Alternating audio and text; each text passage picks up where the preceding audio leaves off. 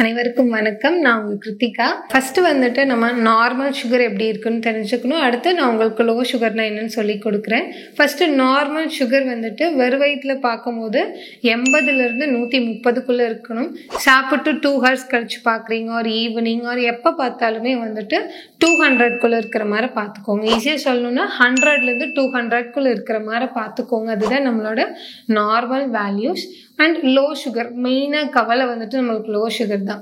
So low sugar அப்படின்னா 70க்கு கீழே sugar போனால் தான் லோ சுகர். அந்த டைமில் நம்மளுக்கு படபடனை, வேத்து கொட்டுறது, மயக்க வருது, தலை சுத்தல், நிறைய பசிக்கிறது, சின்ன குழந்தைங்களா இருந்தால் ஒரு மாதிரி வினோதமான ஒரு அழுகை இருக்கும், ரொம்ப இரிட்டேட்டாக ஃபீல் பண்ணுவாங்க. அது எல்லாமே லோ சுகருக்கான அறிகுறிகள்.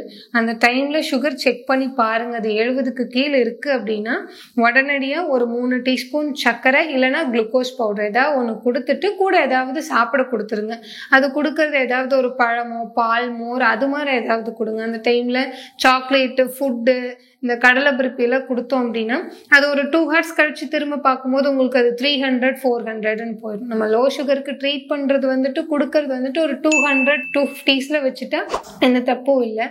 மெயினாக வந்துட்டு எந்தெந்த ரீசன்ஸ்னால நம்மளுக்கு லோ சுகர் போகும் அப்படின்னா ஃபர்ஸ்ட் வந்துட்டு இன்ஜெக்ஷனை போட்டுட்டு சாப்பிடாம விட்டுறது மெயின். ஏன்னா நம்மளுக்கு ரத்தத்தில் சாப்பிடும் போது சுகர் அதிகமாகும். அதை குறைக்கிறதுக்காக தான் நம்ம இன்சுலின் போடுறோம். வெறும் இன்சுலின் மட்டும் போட்டுட்டு சாப்பிடாம விட்டால் லோ சுகர் போகும். அண்ட் இன்னொன்று வந்துட்டு குழந்தை சாப்பிட்றா ஆனால் சரியாக சாப்பிடல. இப்போ ஃபார் எக்ஸாம்பிள் நார்மலாக ஒரு குழந்தை 4 தோசை எடுப்பாங்க, அதுக்கு 10 யூனிட் போடுறாங்க அப்படின்னா 10 யூனிட்டை போட்டுட்டு அந்த குழந்தை 2 தோசை தான் சாப்பிட்டுச்சு அப்படின்னா லோ சுகர் போகிறதுக்கு சான்ஸ் இருக்குது. அதனால சின்ன சின்ன குழந்தைங்கள் இல்லை சாப்பிட முடியலன்னா இப்போ கொடுக்குற இன்சுலினை சாப்பிட்ட உடனே கொடுத்தா கூட பிரச்சனை இல்லை. அதனால இன்சுலின் போட்டால் கரெக்டாக சாப்பிடணும். 2வது விளையாட்டு.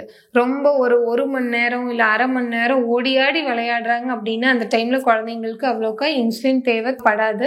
அப்படி ரொம்ப ஓடியாடி விளையாடுறாங்கன்னா விளையாட போறதுக்கு முன்னாடியே ஏதாவது ஒன்று சாப்பிட கொடுத்து அனுப்புங்க. பால் பழம் இல்லை சுண்டல் அது மாதிரி கொடுங்க.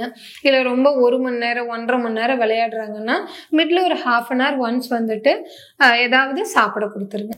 தேங்க்யூ.